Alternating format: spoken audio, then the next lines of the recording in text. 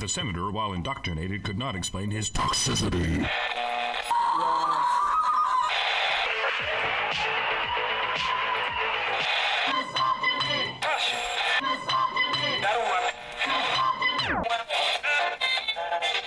You should not listen to men's rights advocates if you want to know what they have to say.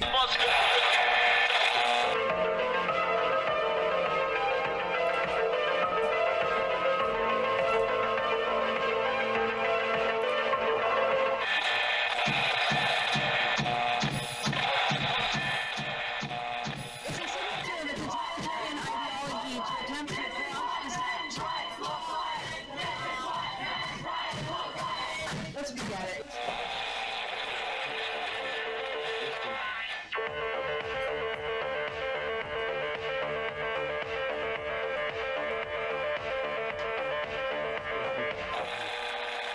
Number ZZ9 plural Z alpha.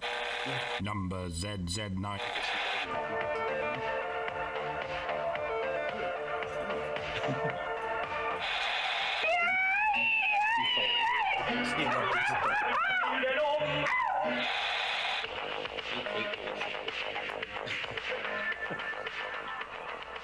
Oh boy, this shit pretty sad. And the rape people too.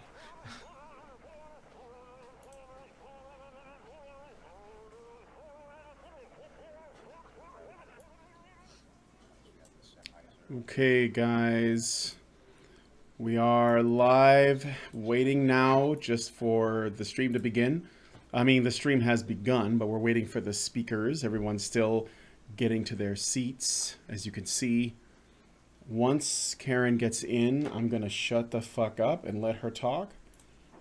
And yeah, you guys will have a show on your hands. So we're just waiting for Karen and the people to come, but I didn't want the stream to start too late, so I went ahead and went live. This should be visible on all channels. Let me know if I sound all right and how the visuals are. Camera's a little bit blurry. I think it's an internet thing. So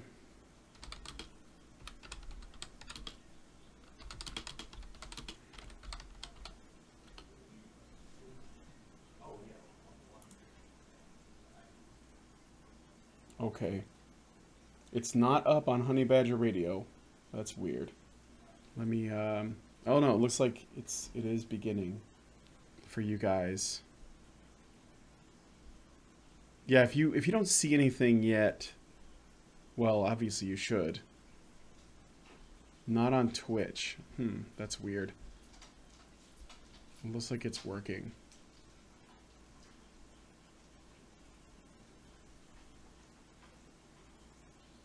Are you getting an echo?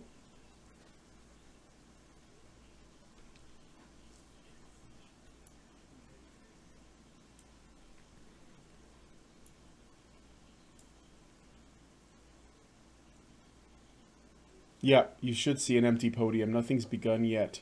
They're still setting up.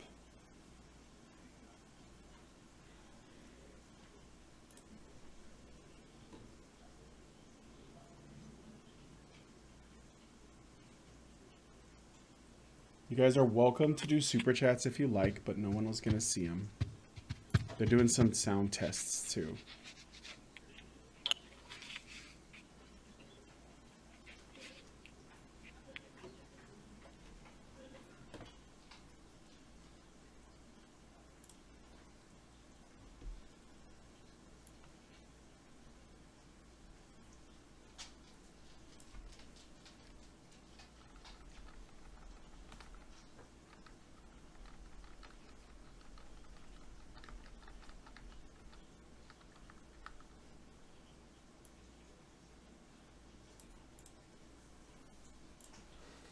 All right. Meanwhile, I'm gonna look and see if you guys want to talk.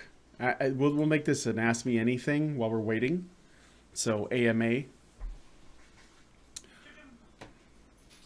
AMA just for me though. I can't answer for other people.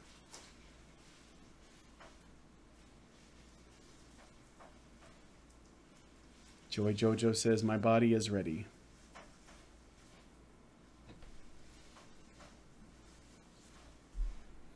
How are you doing, Brian? I am doing well. Thank you for asking, David Eddy. I mean, my feet are all jacked up and my hands are kind of jacked up from the chemotherapy, but I mean, I'm able to walk, and I was just at the dog park with my dog. So good times. Honey Badger Radio, how do you feel about Liana K? I think I think Liana K is overrated and a little bit trash. That's my opinion. I'm not a big fan. I think that she's somebody who really wants feminism to survive despite all the criticism, but she's also joining in the criticism so that she can have the best feminism, but she still wants feminism. So you should hear a voice in the background. That's Justin Trottier from Cafe. Hey, Brian, what are your thoughts of ketogenic diets for cancer? My wife is really big into that. So yeah, we're actually doing that more or less. Shush. We're going to. Daniel Butchers asks, is cereal soup? Yes, it's soup for breakfast. Have you heard of chrisbeatcancer.com? No, I have not.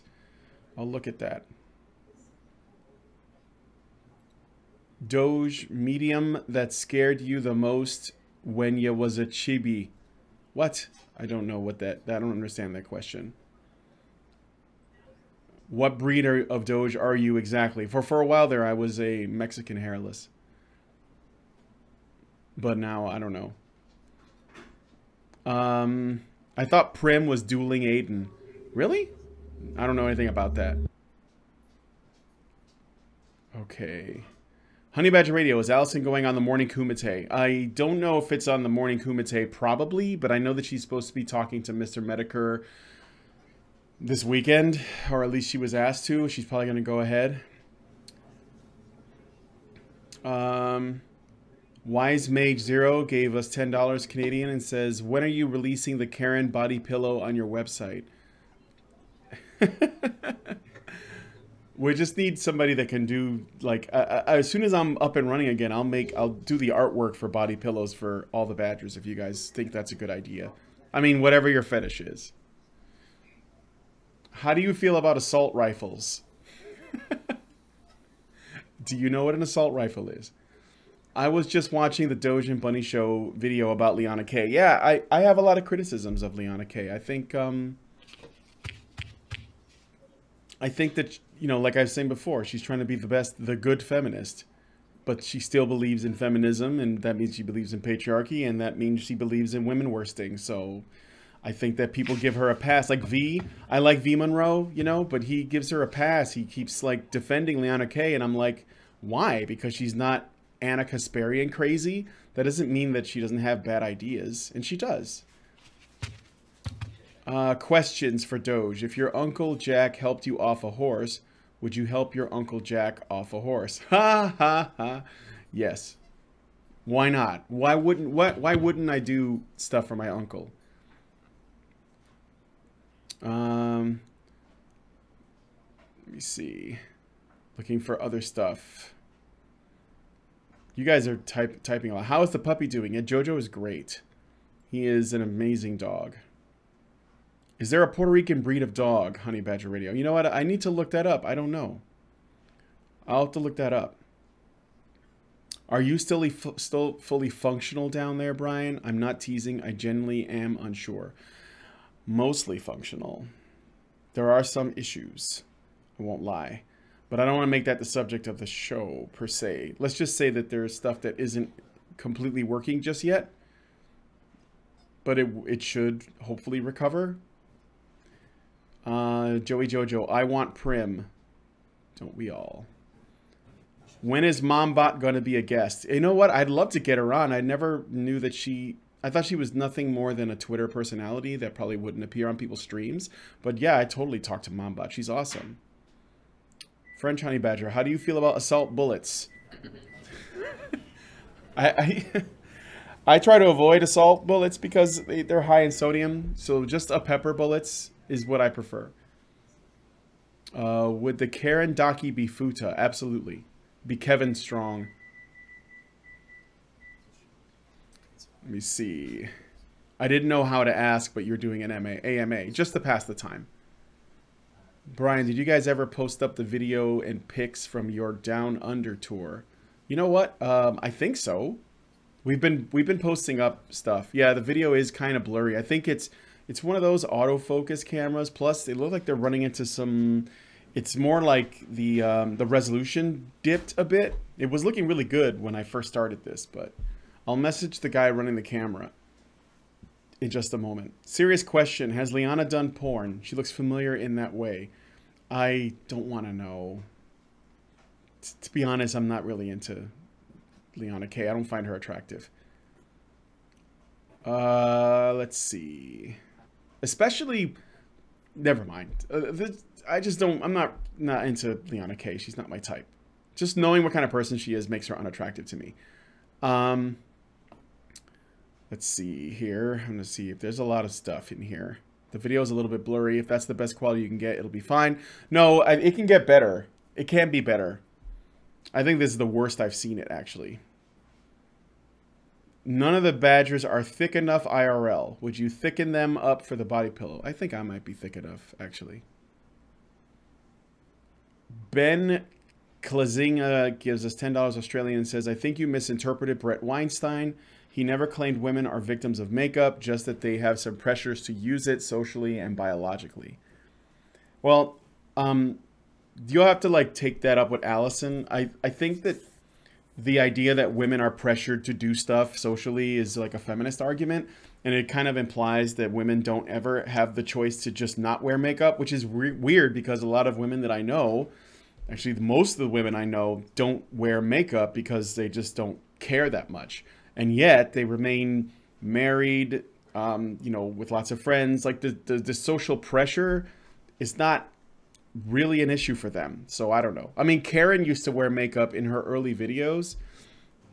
And she thought she was just like, well, I'll just do it and look nice. But now she doesn't care. She hasn't worn makeup on her videos for years. So this is important. I have to know if she did prawn. No, I don't think that she did. To be honest, I think if you pushed Liana K enough, she'd probably be like maybe even anti-porn. How do you plan to solve the insufferable echo in your live stream's audio? Is there echo right now, Wise Mage Zero? Let me know. Okay. What are the interviews you did with attendees from the event Down Under? Well, they're not all up yet, but we've done quite a few. Oh, Sir Skeptic, I remember you. Hey, man. So we did do an interview with you. It should be going up soon. I think that it's we need to go through it and do the editing and stuff to make it look nice. So the Sato is a Puerto Rican breed. Who knew? What is that? Let me look that up. See what it looks like. She's attractive until she opens her mouth. I didn't say it. No echo, no echo, no echo here. No echo here. Okay. Let me check. I want to see what the Sato looks like. Puerto Rican breed. I never knew that there was... I figured the island was too small. But okay. Sato dog. Images. Oh, they are... So, what? There's a lot of variety in the pictures, so... That's cute, though. It's cute. It's a good-looking dog. Oh, it's a Puerto Rican slang term referring to a mixed breed dog. So, mutt? That's why the pictures are all different. God damn it, guys.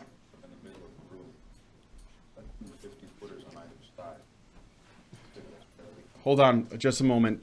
They're still setting things up, but pretty soon.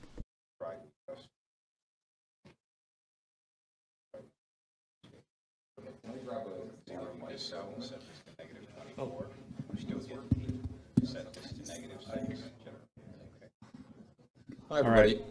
Here we go. I'm going to shut up now. So we didn't get the best case scenario, and Karen is fine. She's being well attended to, but she's also off to the hospital, I'm afraid. No? Audio is an issue? Then? Okay. Now I hear myself, yes? Okay, so if you didn't hear what I just said, unfortunately, Karen is going off to the hospital to be attended to by medical professionals, and she's fine. She seems to be in fine shape. I wouldn't say great shape, but she's in fine shape, and she's in good hands. So everything is fine.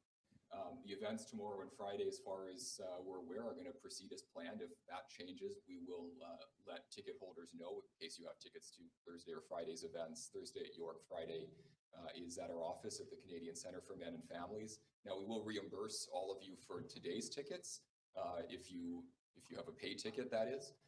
We're also going to offer you a free ticket either to Thursday or to Friday if you did want to see Karen again Thursday at York, Friday at the Centre for Men and Families, which, if you don't know, is around Carleton and Jarvis. So it's actually right off Ryerson campus, but a block off campus. So again, our apologies. These things unfortunately do happen, and we're very sorry when they do, of course. But we're going to try to do what we can for those of you who came out tonight and wanted to meet Karen. So hopefully you will still get to do that. Now, what I thought we would do, if you want to run off, of course, I'm not going to hold you here, but we thought we would still talk about this subject matter.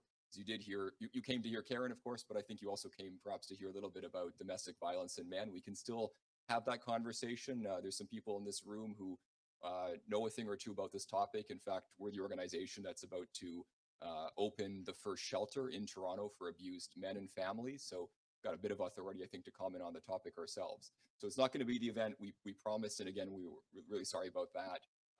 But if you want to stick around, we'll probably have a shorter event. We'll talk a little bit about the subject.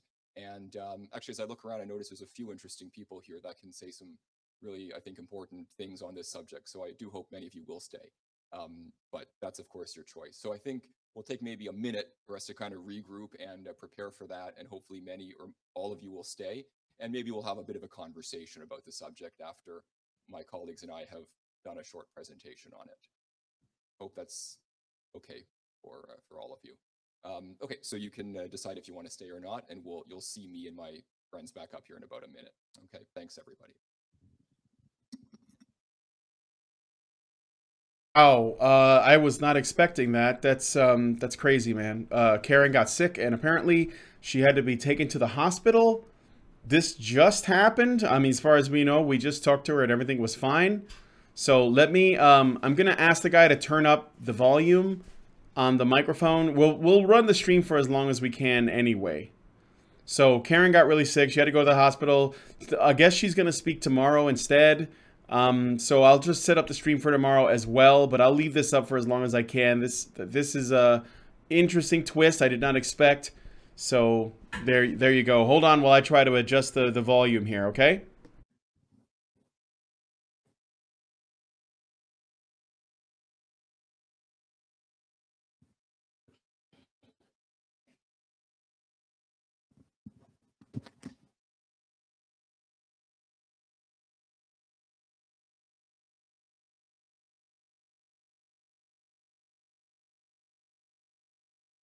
Hello? Hello? Yeah, hey, I'm also live still because I didn't cancel the stream.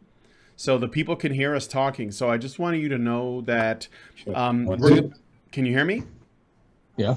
Okay. So what we need is that they want to turn up the volume a little bit on the microphone. Justin was coming in lower, a lot lower than I was. So maybe you can like turn up the gain a little bit on the microphone over there, and we'll just do the stream now for as long as we can, even though Karen's not here, because everyone showed up. So I think she had a walnut reaction or something. Okay, so allergic reaction. So she should be good by tomorrow. Okay. Yeah, her lips swell up, and fatal, but it's gonna put her out of commission for tonight. So yeah. All right, so it was just an allergic reaction, guys. Nothing serious, but probably still really, really inconvenient. But yeah, so we're gonna go ahead and they're gonna talk. We'll just do something else. I'll leave the stream going, but if you could turn up the gain a little bit on their microphone, that'd be great. Yeah. Well, you need to talk to the guy who's doing that. Okay. He's working on it. Okay, so let's get started. I guess I'll get started. And all right, I'm gonna leave this call. Okay, sounds good. A little bit closer down. All right. If you choose to. So I'll say a few quick words about the subject matter, and hopefully my colleague Mark will load up the website so I can refer to some statistics. Violence against men, VIO.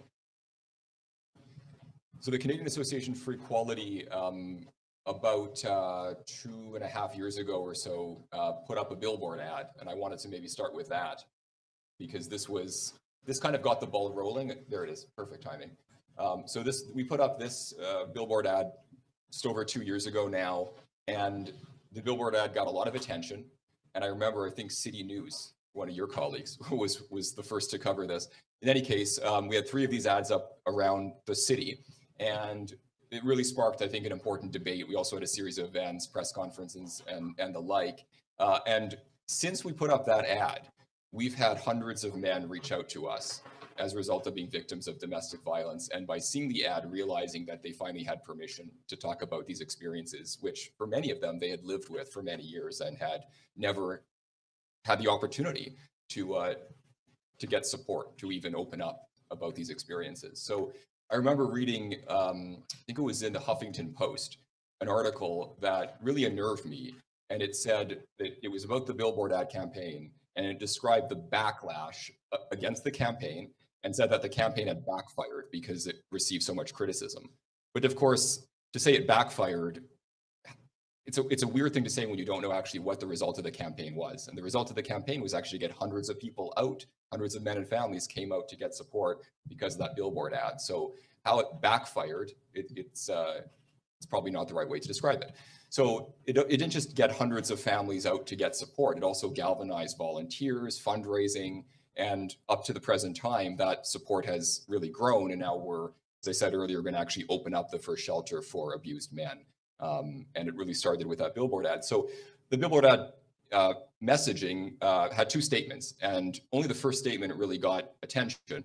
Half of domestic violence victims are men. Now on this website that we created for the campaign, equalitycanada.com/violence against men, we have a lot of facts and figures to back that up, including the Government of Canada's own Statistics Canada General Social Survey data, which every time they do this survey, I think it's done every decade, the last 30 or 40 years, has found has reached the same conclusions, that half of domestic violence victims are men. So this hasn't sort of just become an issue. We've known about this for the last 3 or 4 decades, at least those of us who read those data reports. So that's very solid information. But the second part I thought was equally important, and it got almost no attention, which is that no shelters are dedicated to men. People seem to really pick at the numbers of men, whether it was, hundreds or thousands or tens of thousands, but the fact that there were precisely 0 shelters, that other really important number, got almost no attention. It's not just shelters, it's also crisis lines, trauma therapists, emergency therapists that are available if you're a victim, other kinds of emergency support services. There's virtually nothing for men. I don't want to say 0, but there's virtually nothing for men, not only in Toronto, but across most of Canada. Since we put that up, there has been 1 shelter that's opened in Winnipeg. So I really want to be as correct as I can be. There's now 1 shelter for male victims of domestic violence. Remember, there's tens of thousands of them. There's 1 shelter. It's in Winnipeg, Manitoba. There's nothing in Ontario.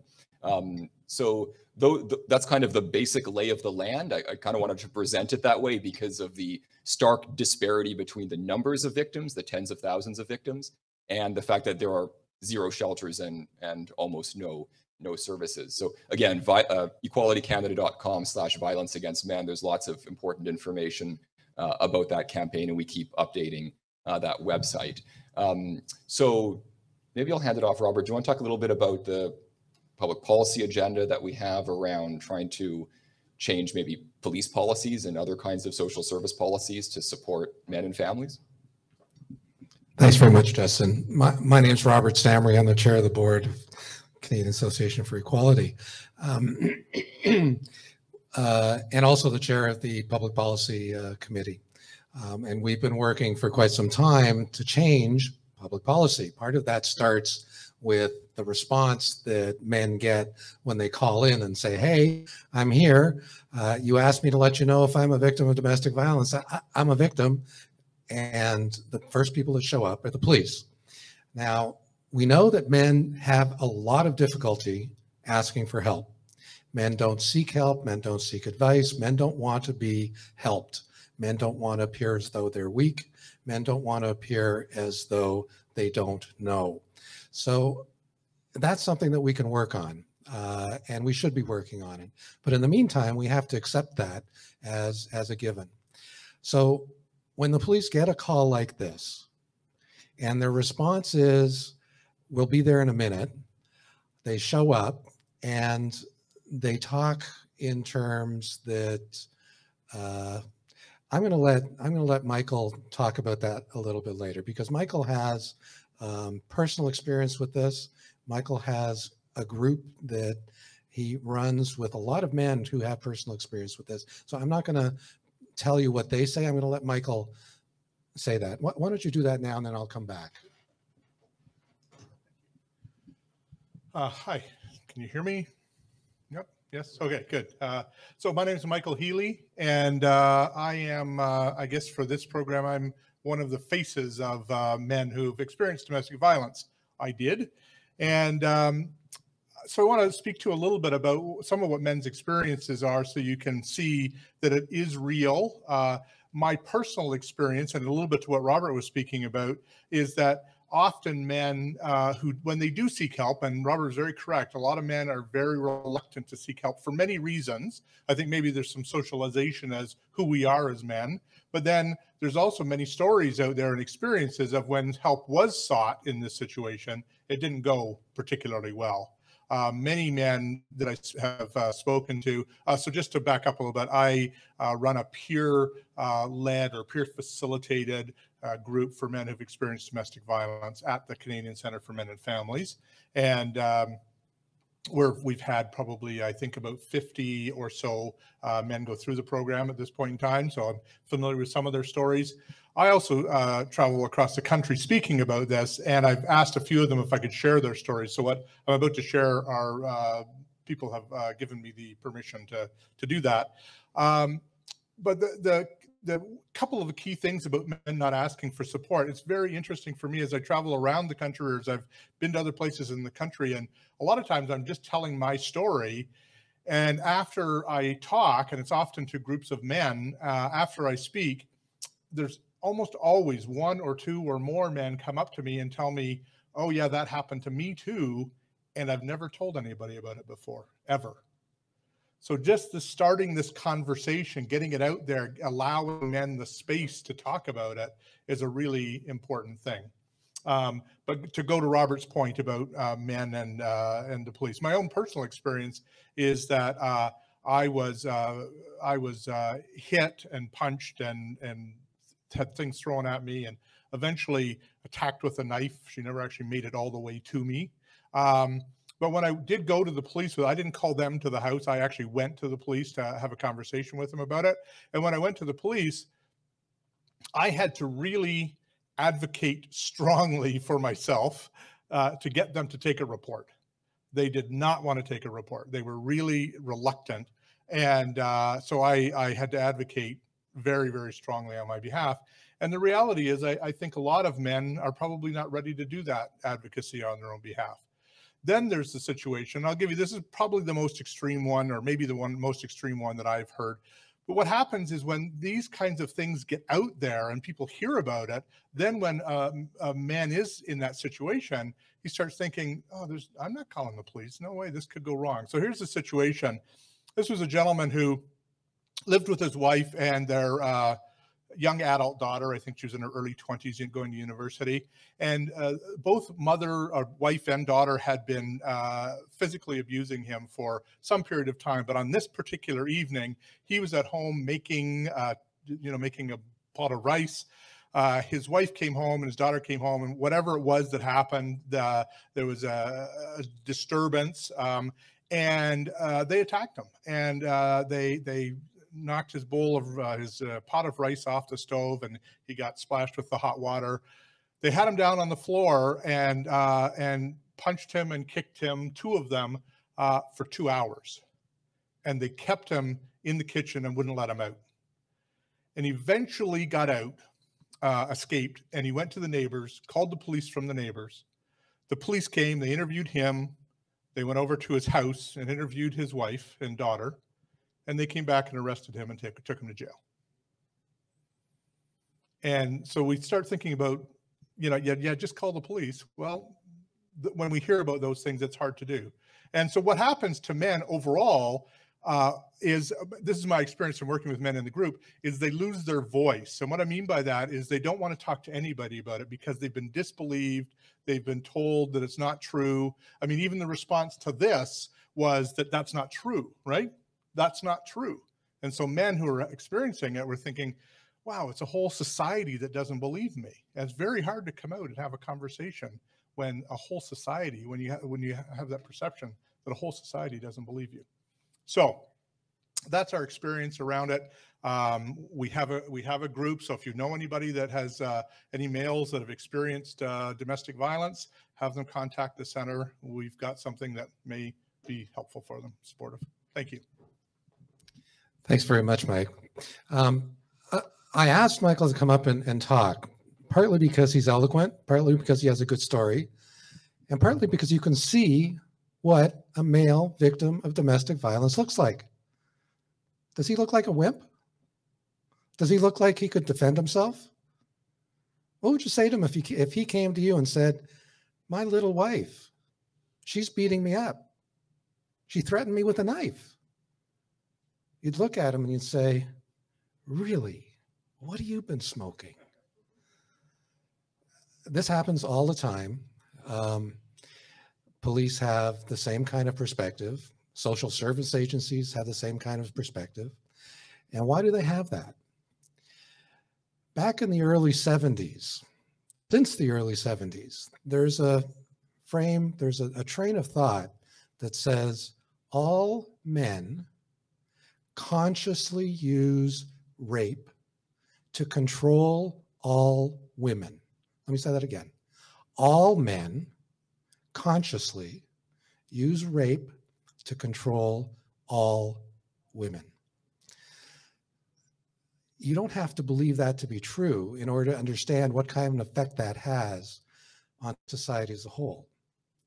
Let me add to that. How many people have heard someone talk about a man in unflattering terms? He's a pig. You know, all men, they're pigs, animals.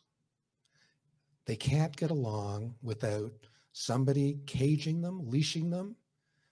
They're just base and vile. Now, that doesn't happen to apply to your father, probably doesn't apply to your kid. But aside from that, every other man is a pig. How do you deal with a society that has those kind of attitudes and frames men in that kind of structure?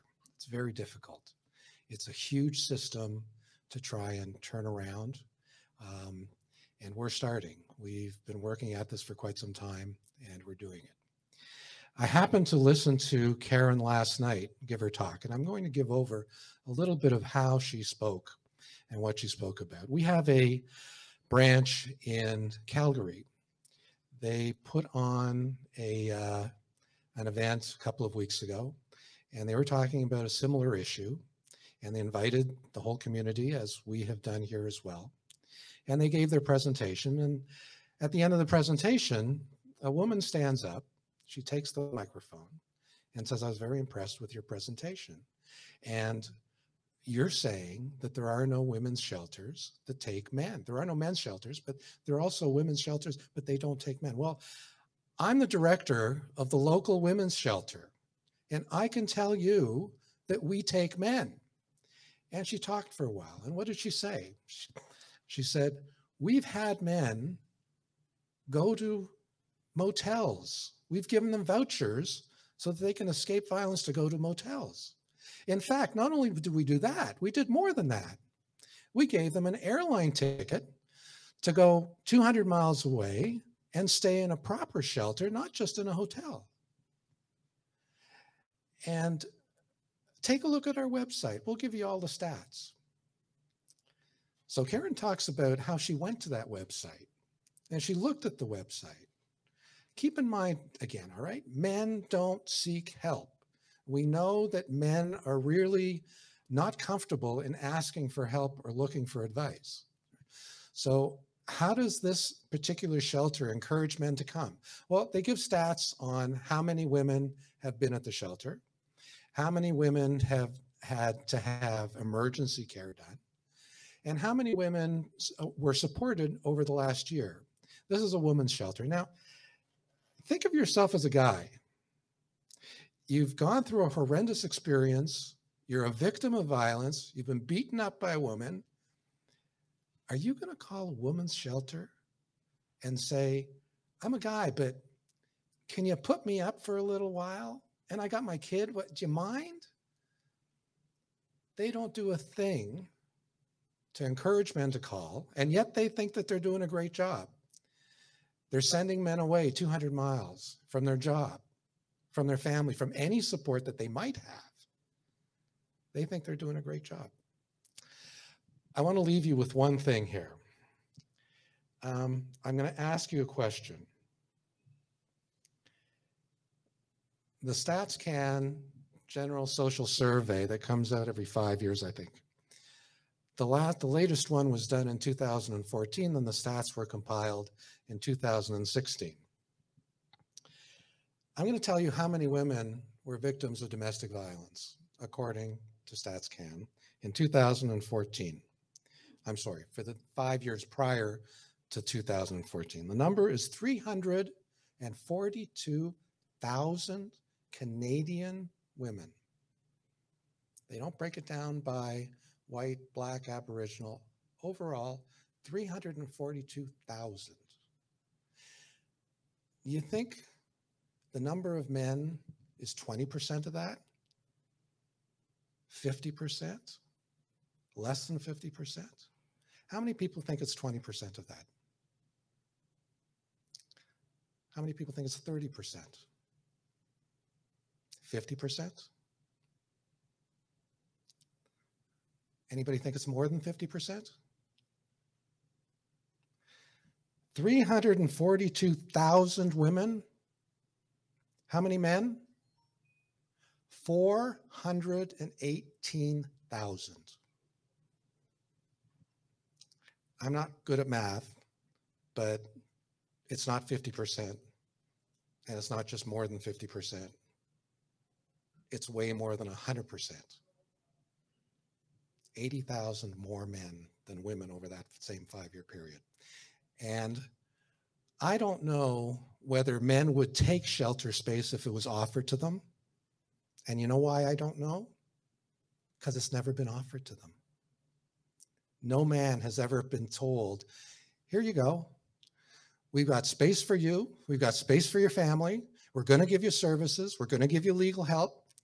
And we're going to get you back on your feet. No man has ever been told that.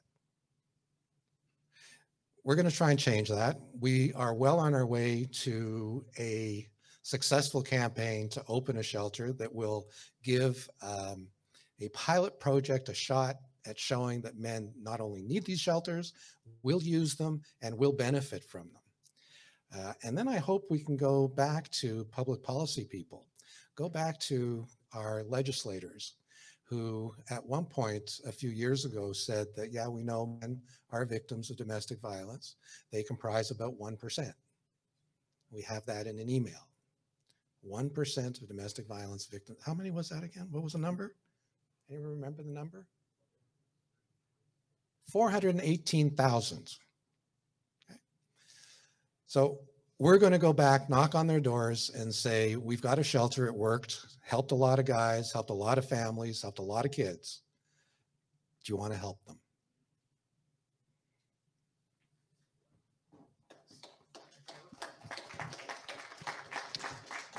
That was great. Thank you, Robert. And thanks very much, Michael, as well.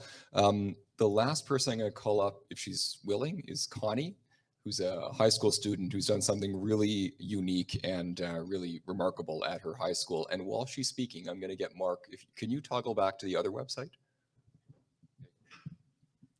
Hi, I'm Connie.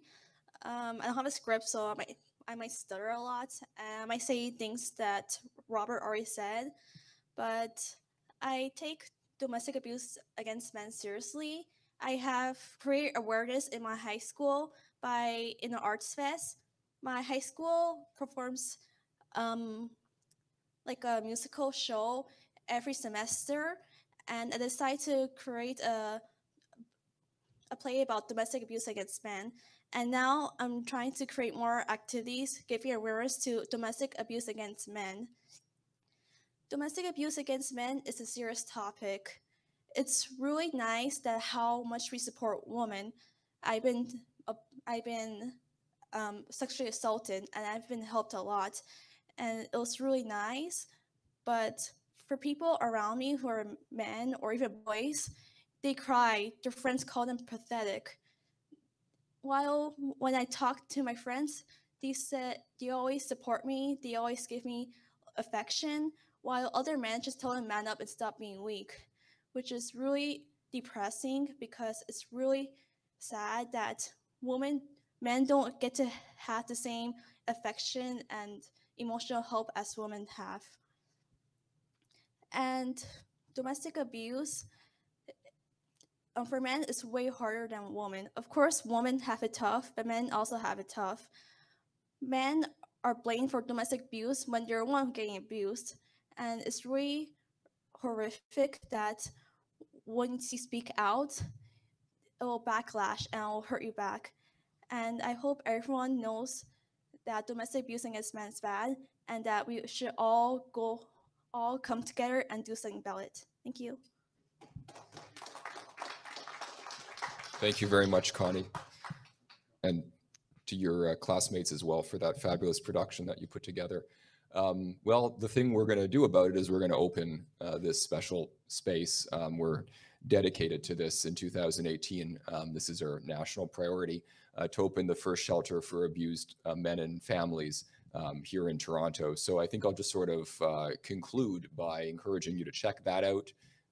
This is a GoFundMe platform, so it's gofundme.com/abusedmenshelter. And if you scroll down, you'll see lots of photos and stories of men. There's also links to some videos that talk about the experiences of men. Michael's full story is up there, as well as a number of other men who have passed through the doors at the Center for Men and Families and were willing to give back by sharing their experiences and helping other men to come forward. So we're doing well. Just to give you a quick update, as of the end of the year, we had raised about $215,000. Now that is thanks to a number of philanthropists that initiated this campaign by kicking in some significant amounts, but then a groundswell of support, hundreds of donors that is, essentially matched those funds to add up to the $215,000. And it's an ongoing fundraiser, so you can still give generously to that, encourage others to do that as well.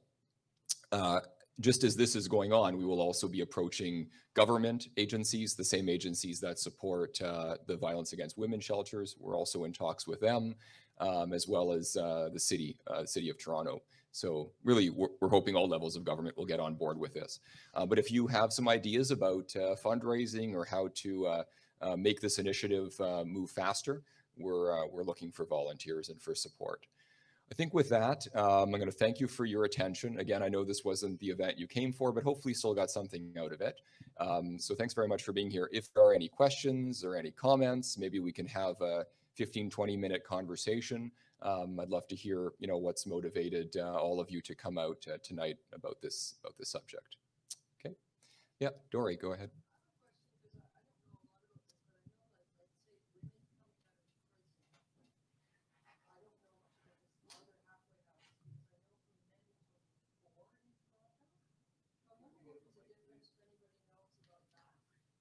Or do we have any other mics that we could?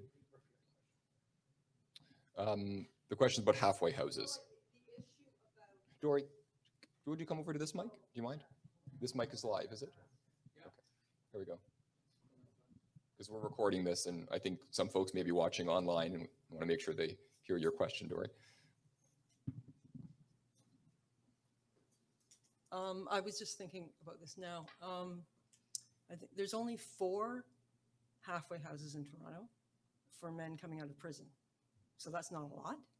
So I'm just curious if anyone knows about the differences between women coming out of prison and men, and if there's any initiatives for halfway houses. It's just something to explore. I have no idea, Yeah, but so a maybe project the to wisdom do. of the crowd will prevail here. Does anybody have any figures on halfway houses? I can try to find it. Yes. No, yeah. Good question. Sorry, we couldn't address it very well tonight. Yes. So, anyone hear me? Online, yes. Okay. They can't. Online. Do you mind? Sure. Thanks.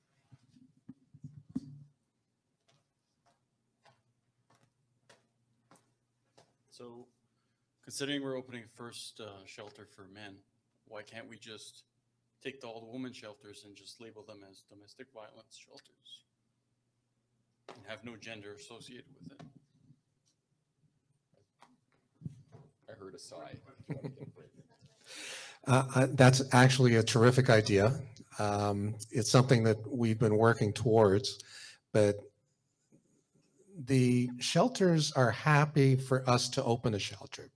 And the reason they're happy for us to open a shelter is because they have a lot of men calling them, as that group in Calgary did, and they have nothing that they can do. They understand the problem is there. They have nowhere to send them. And in the meantime, there's a culture that I think poorly serves women that says women want to be isolated from men when they've gone through this kind of thing. I don't know that that's the case, but I can tell you that if a woman has been abused, presumably by a man, and not always by a man, by the way, because there are, if you think that men don't get a fair shake when they claim to be abused by women, you ought to hear what women who are abused by women get. It's a lot worse for an abused woman who's had a female perpetrator than it is for a man, even though men are poorly treated. Anyway, if a woman has been abused by a man and she's then told, number one, all men are pigs. Number two, come to the shelter and we'll isolate you from all men. She's not going to heal very well, and she's going to have a lot of difficulty forming relationships with other men. So I'm quite sure that it's not a good idea to isolate women from men, but that's the answer to the question. Why aren't we labeling women's shelters as domestic violence shelters and let everybody go there? That's the answer. Michael wants to add. Yeah, I just wanted to add one thing to that. I think it's actually a great idea to have both men and women. I think to answer your question as simply as possible is that right now in this jurisdiction, it's political is the answer. So from my own personal experience, when we were looking into the shelter, this is maybe a year ago or so, I did some research that looked like, it wasn't empirical, but I made phone calls to many shelters in North America, in the dozens.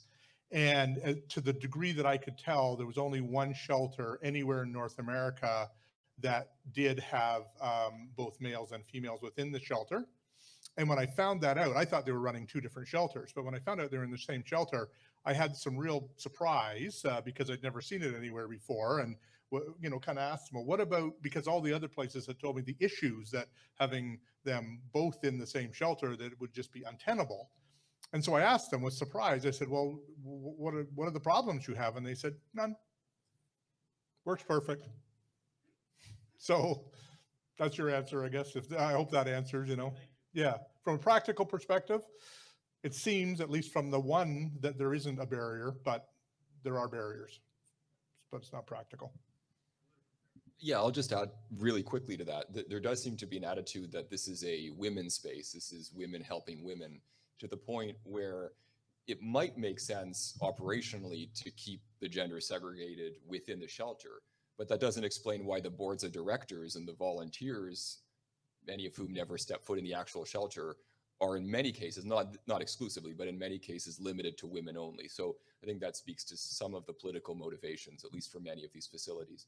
So I hope you got some good information in those answers. Okay, any other questions or comments are fine too.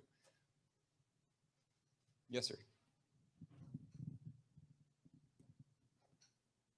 You know the routine. Oh, my heart's beating like that. I was raped as a child for about 3 years, from the age of 7 till 10. And I did call for help, a women's shelter. And yeah, they told me right away, something really rude. And I just had to let that go for about another 10 years. I think I was 25 when I called up the women's shelter. And then 10 years later, I found out about the gatehouse.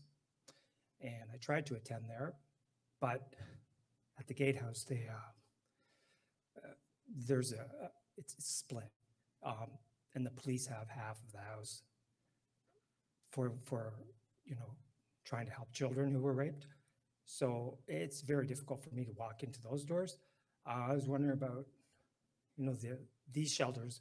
Will they help people like myself? I'm still looking for help, and I'm 56. To get a little more whatever it is. I'm not sure what the word is, because my abuser is dead. He's long gone, but I still have too many memories about what the police said to me when I finally did go forward and try to get help about 5 years ago. The shame and all that came along with it.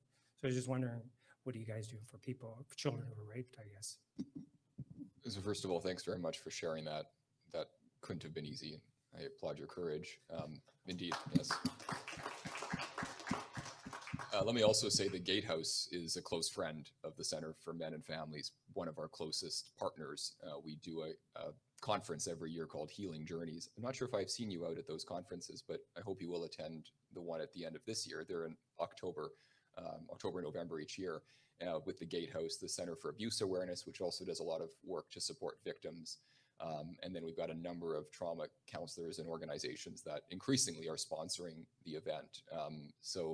This is an event that focuses on all forms of trauma, so sexual abuse, including childhood abuse, domestic violence, and other forms of abuse and trauma. Our services would definitely be available to you. All of our services, by the way, are free of charge. What we do is we do a lot of programs in-house, and then we also have these great partnerships, the Gatehouse being one example among many, where we can refer men to other agencies if we're not, experts and authorities, as nobody can be in every area. At least we know sort of who's available and is male friendly and positive that we can connect you with. So the answer is absolutely. You can call us right now, by the way. The shelter isn't open yet, but we run a social service agency that does already provide a number of support services. So make sure to grab some information out front, okay? And you can come talk to me afterwards as well. Okay, good. Is there anything anybody else wants to ask about? Well, I'm just wondering with respect to the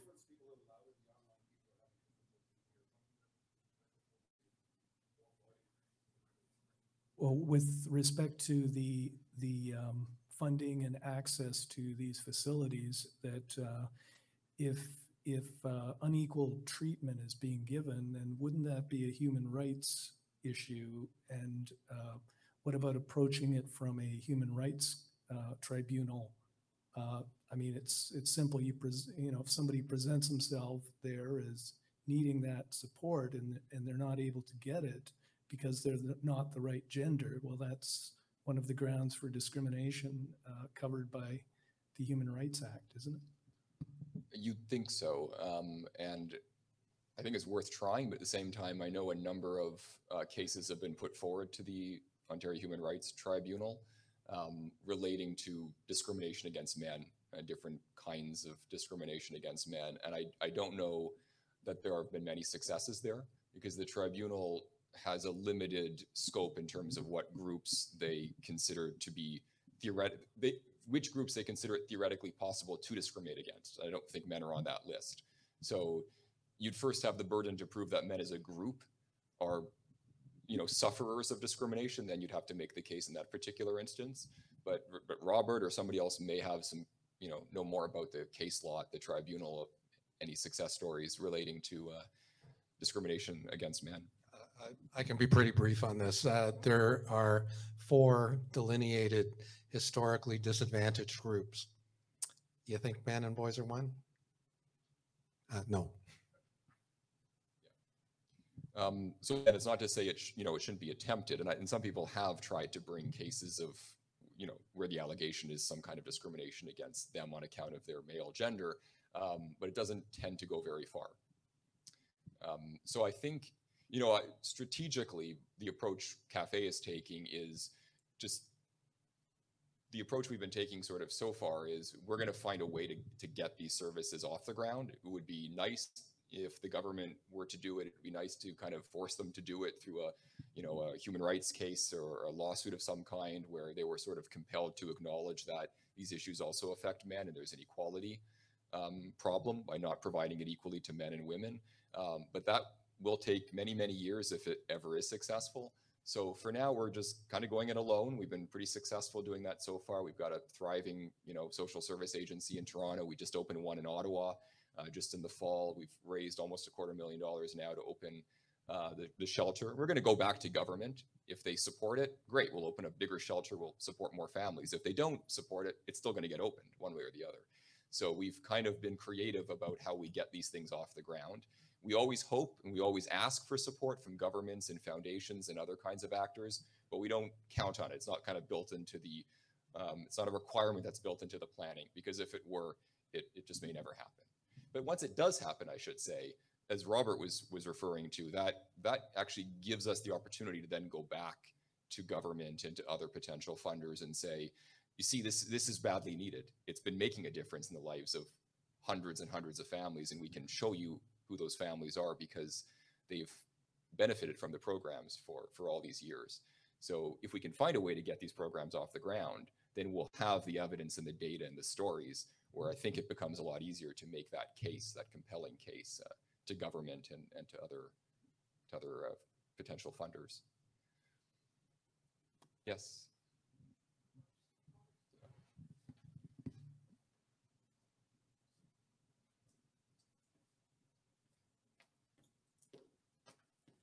I just wanted to ask that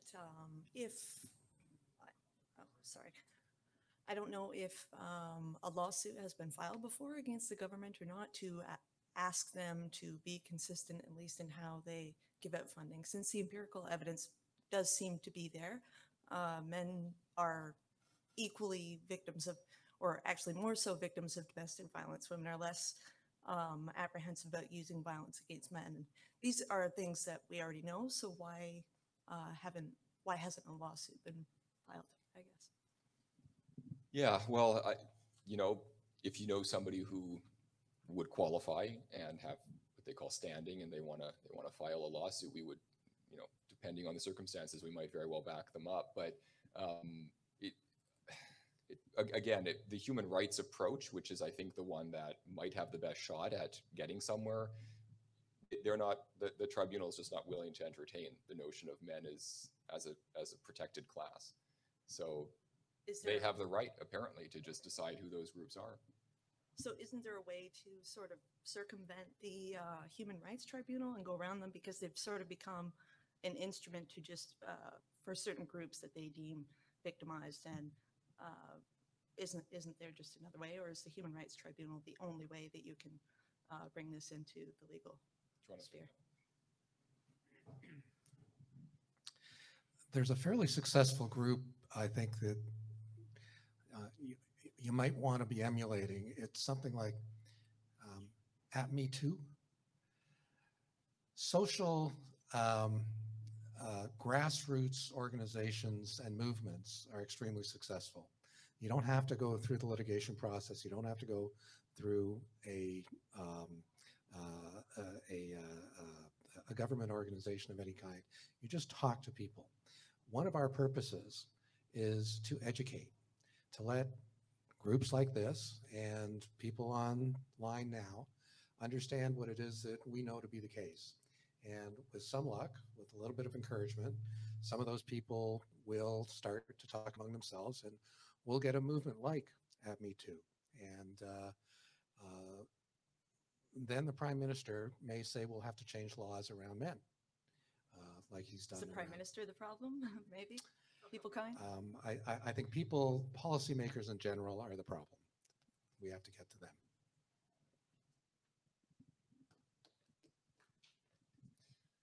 Thank you for the question and suggestion. Appreciate it. Yeah, Connie.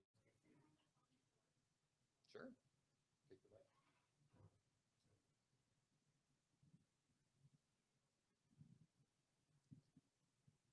mic. So I have a couple of stories to tell. Some of it may be personal, some of it is from other people. One story was I was talking to someone, having conversation about mental health. We were talking, and she used to work in a mental health place where you support people who are getting abused. And when she asked, "Oh, what do we do with the men then?" They're like, "Oh, just give them number for domestic abuse, um, for them for being abusers." And she's like, "But they're not abusers. What do I do?" So she quit the company, of course, because that's really unfair.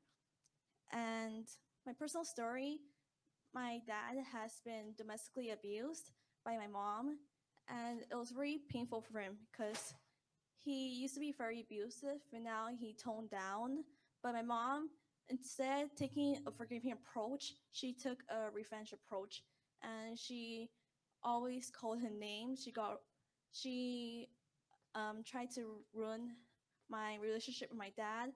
She told me and my siblings false information about my dad just to make us hate him. And it was really excruciating because my dad worked very hard for us. He is a Vietnamese person who immigrated here.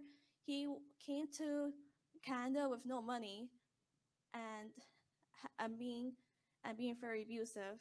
But now he is really successful. He makes around $700,000 a year and taking care of my family. Yet my mom, she takes him for granted, and it's really tough for me to accept that.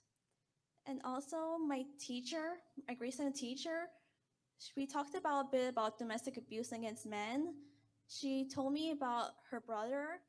Her brother was really kind. He really loves his daughter, but he lost his daughter in a custody battle, and my teacher was really frustrated because her brother was really caring about his own daughter. And a lot of stories about domestic abuse against men always ends up with a really bad situation. And I hope this will help change the system. Thank you, Connie. Any questions for Connie, by the way? So you're in grade 10? 10, I got that right, at Downsview Public School. Secondary school, yes. If you are at her school or at any other school and you want to bring this issue to an assembly, she did it as a play, but there may be other ways of expressing this issue, then they can connect with you, right? Yeah.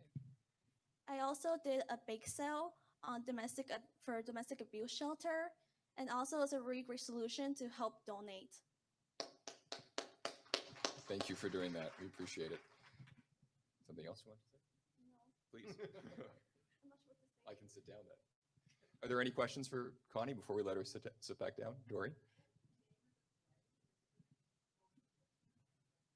It's the place. The name of my play was Nowhere to Go. It's uploaded on the Canadian Association for Equality YouTube. Yeah. So if you guys are curious about what the play was, feel free to come to Canadian Association for Equality YouTube, and I'll be around there. So our YouTube handle is Equality Canada TV. So you just go to youtube.com/Equality Canada TV and look for Nowhere to Go. I think it's one of the last 3 or 4 videos we posted, so it's fresh on the page. Any other questions for this bright young lady? Okay, thank you very much, Connie. Any questions for me? Michael has something? Some last words? Yeah, I don't know how far we want to get into this about talking about why men aren't able to speak out in socialization. Well, take 30 seconds and give us the rundown. I'll do this quickly, but just to help people understand, I guess, some of the social barriers that men face.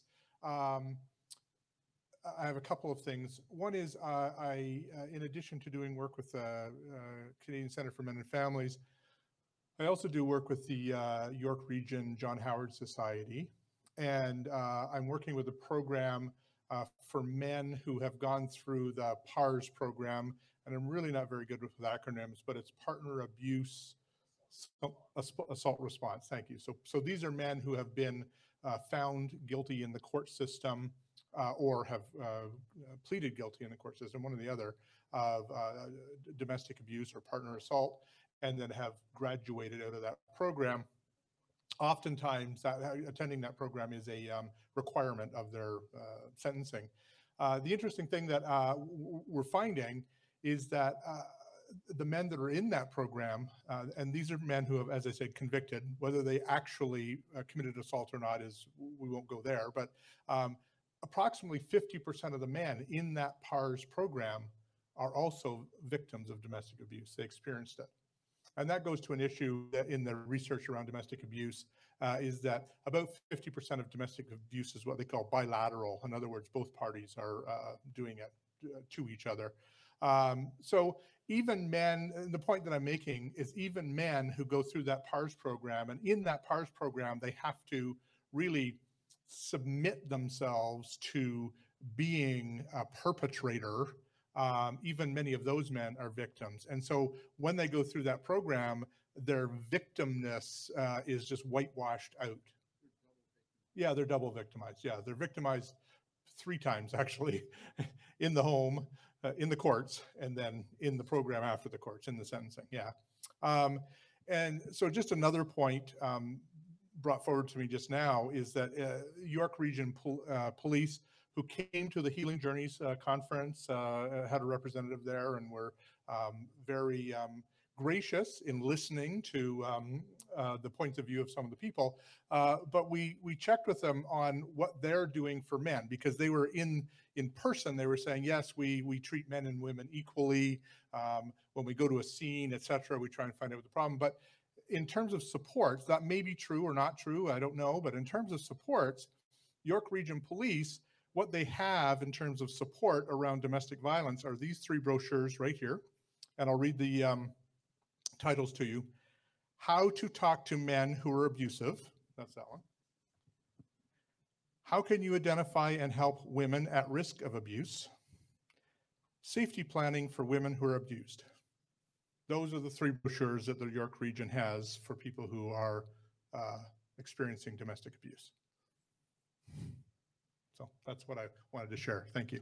You're fucking a white male! Speaking about the PARS program, the interesting sort of update on that is that the government does now support PARS programs for female offenders.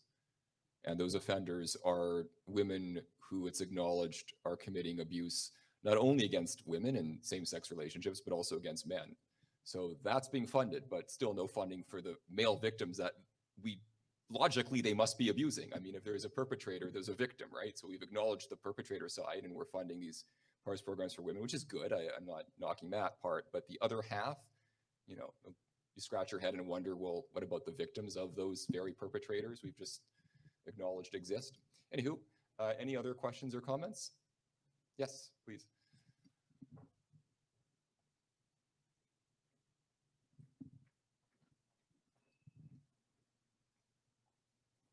So I just wanted to know if Canada employs the Duluth model, which, for those of you who don't know, is the police response to domestic violence, where the police come into the home and automatically assume that the male is the perpetrator in the situation, the female is the victim.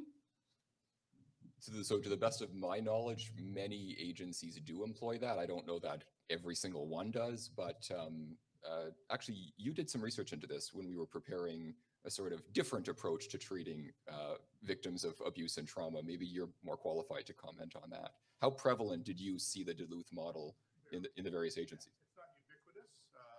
Yeah, sorry. Yeah, so to answer that question, I can't speak for all of Canada. And really the way that the response to domestic abuse is deployed is each individual agency. So York Region would have their way of doing it. Toronto Police would have theirs, police services. But in the research that I did in Ontario, it's they do it, but they don't necessarily admit to doing it. So again, when we talk about York Region, they came to our conference. They were really spoke to be open to doing things differently, et cetera, et cetera. And yet, I think if you talk to people who've actually experienced the response, it models the Duluth model quite a bit. So. Let me say one quick thing. Even if they don't use the name Duluth model, they're borrowing the paradigm, which is a sort of gender-based violence paradigm where all gender-based violence is a manifestation of the patriarchy, a power dynamic at play, which sort of sets up a playing field where men are the default perpetrators and women the default victims. And that's why there's this extra burden if you're a man that you have to prove your case, as Michael had to prove his case to the police. They didn't just take him at his word. The believe all victims mantra apparently doesn't apply if the victim, looks like Michael or is any other man. Sorry? Or male, yes. So again, we can't comment on every jurisdiction, but I will say that we've seen some documents about how the RCMP at the national level sort of trains their officers in this around domestic violence. And we understand that it's a similar training that is then encouraged upon the provincial and municipal policing agencies. And there too, I don't remember if they use Duluth, correct me if I'm wrong about that, but they talk about the power dynamic and the gender-based violence. And again, it's this notion that domestic violence is a manifestation of the patriarchy. That kind of thinking is there. That's at the national level of the RCMP. So it's a really good question she asked. It is very, very ubiquitous. Okay, Catherine, please. So this isn't a question, it's mostly an update regarding a court case that the Ryerson Men's Issues Awareness Society has been fighting against the Ryerson Student Union. We found out today that the judge ruled in favor of the Ryerson Student Union, so we are not a ratified group. And if we don't fight this verdict or appeal, we will not be ratified at Ryerson. We have tried changing our name to Ryerson Men's Issues Awareness and dropping the part of society to try and get back in the game and get ratified. I'm not sure how much leeway we're going to have, in all honesty, because I'm the vice president and Sarah Hafizi, the president. We are very swamped as social work students. They work us to the bone for free in our placements. So we're kind of at a standstill, and we're all kind of in a solemn mood. But this kind of highlights the idea that the notion of a toxic patriarchy is prevalent on campus. Men are dropping out of our program like flies. They don't feel welcome, and it's not good because we need that support in the social work realm. And we're hearing a lot of dialogue only from the people who really tote, in my opinion, toxic feminist ideology. And they're still not going for equality, they're going for revenge. So we were dealt a blow, but we're not done fighting. So I'm sure you're not. Yeah. Yes, thank you for your persistence. It's admirable, and I think eventually we will win this. Let me just. Does everybody know what's going on at Ryerson? Because you might not. So I don't remember when this started. Maybe 3 years ago. Young man, then a student at Ryerson named Kevin Ariola, put an application in to create the first Men's Issues Awareness Society at Ryerson. This was to be a campus group, much like the UT MIA here at U of T and the York MIA, which will be hosting tomorrow's event, where you will see Karen Strawn, I really hope. And I hope she's okay. But at Ryerson, we put in this application, and the Ryerson Student Union said, no way. We do not want to have men's health conversations on campus. We do not want to talk about fatherlessness. We do not want to talk about domestic violence. We do not want to talk about, really critical life and death, men's health issues. We will not recognize your group. And unlike at U of T and at York, they have a complete monopoly on recognition. So here, we're not recognized by the student union, but we're recognized by the administration. So that's why we're able to book beautiful lecture halls like this one. Same is true at York. But at Ryerson, there is no second option. So if the RSU says no, it really is no. And it's a small campus. So we've been trying to book rooms as an external organization, just paying our way, which is obviously not fair, but to get a conversation started, we're willing to do that. We've got some great philanthropists that will support that. But Ryerson University is so overbooked that is now completely 100% true that if you're not recognized, you cannot have an event like this at Ryerson University right now. So, you know, Karen is not able to get a hall and talk about domestic violence against men. Yet another reason why we probably don't know what the figures are about domestic violence against men, because campuses like Ryerson make it impossible to have this conversation. Now, before the overbooking situation at Ryerson made it impossible for us to book space, we did sort of sneak in an event, I guess, maybe about almost a year ago, almost exactly a year ago. Catherine was there, and Sarah Hafizi, the two young women who are running the group since Kevin has graduated and moved on. And we did an event called The Crisis in Men's Mental Health. And this was just a fabulous event. We had a couple hundred people come out. It was a very popular event on campus. We had a panel. We brought in people from many of the most prominent social service agencies. There was a man who runs something called the Black Daddies Club, which is trying to empower Black fathers in Toronto with respect to engaging in families. We had a young woman who came out from the Addictions Rehab Society to deal with addictions and mental health. We had an individual, Dawn Enns, who runs a men's support group at Native Family and Child. Just kind of a who's who of these great social service agency providers all across Toronto. So that's the kind of event we desperately want to keep doing at Ryerson. And the RSU is saying no to events like that. So I don't know where we're going to go from here, but we're not going to stop fighting. We will certainly be looking at appealing this decision. We will certainly be looking at other creative ways that we can be active on campus. If you are at Ryerson, if you're a student, you know a student, you're a professor, you know a professor, there are certainly ways that you can be a part of whatever next step Catherine is about to tell us we're going to take. Something I also found out is that the student union that won this past year's election, they were not reelected. And there's new people who might be open to what we're doing. And I do have a friend who's on the council. So something might happen after all, even if the courts say no. So there's some hope there. That's great news, and I really applaud your continued optimism. It is not easy, believe me, to stay positive in the face of this mountain of opposition, but we at CAFE and these amazing students all over, well, increasingly all over Canada really are making the most of a very difficult situation. I forgot to mention Friday's event is our ode to Ryerson, because we can't actually book a room. We're doing it at our Center for Men and Families, which is conveniently just a block off campus. We've been pushing it, promoting the event quite heavily on campus, and we know we've got quite a number of Ryerson students registered. So yes, if you are connected to the campus, you know students, bring them out Friday. It would be a great opportunity to meet up. Will you be there Friday, Catherine? I'll try to be. Okay, hopefully you and Sarah, maybe Kevin as well, and you can have a further conversation about our strategy there.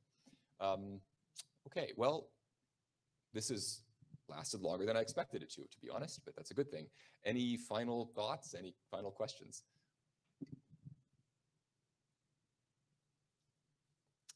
Okay, then I'm going to thank you again so much for your graciously accommodating us this evening. Again, if you intend to come out tomorrow or Friday, it's on us. Just tell the person at the door that you were there at the Wednesday event, and they will let you rate in, and we will reimburse you. It may take a few days to process that, but we will reimburse you for today's event if you did pay for it. And thanks very much. Connect with us outside. Sign up to get email updates. You can unsubscribe at any time and grab some brochures to get more informed about these issues and the organizations involved. Have a very nice evening.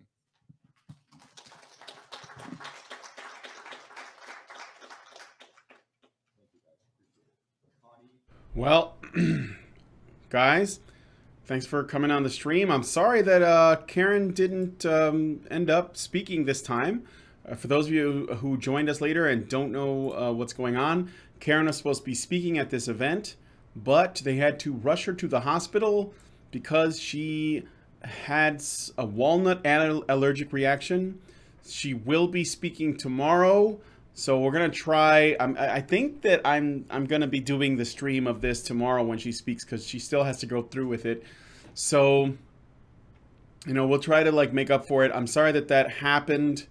It was totally unexpected, and it was like really literally at the last second. I found out after I started the stream. So it was totally unexpected. So but you know what? They pulled some shit together and they got it working anyway. As far as the volume goes, I'm sorry it was a little low. I couldn't really control that. I just requested that the guy who is doing things on, you know, on his end, try to adjust the volume. So if we do another stream tomorrow, I'll set it up, and we'll try to get Karen's actual stream. In the meantime, I'll ask the guy who I'm coordinating this with to maybe, you know, increase the volume some. I had the gain turned up as much as I could for them. That's why when I messed around, it came out so loud, and I apologize for that too. But anyway, I'm gonna go ahead and take us out. So we'll just look out for this stream appearing, a stream like this appearing tomorrow as well, because I really want to hear what Karen has to say. You know, despite the fact that this still turned out pretty decent. Yeah, hopefully we'll see you guys tomorrow night. And I guess that's it. So yeah, thanks for hanging in there with us and watching to see what Justin and his crew managed to pull together. What time? It'll be probably the same time, 7 p.m. Eastern, Toronto time, most likely. I won't know for sure. Just be on the lookout for the stream.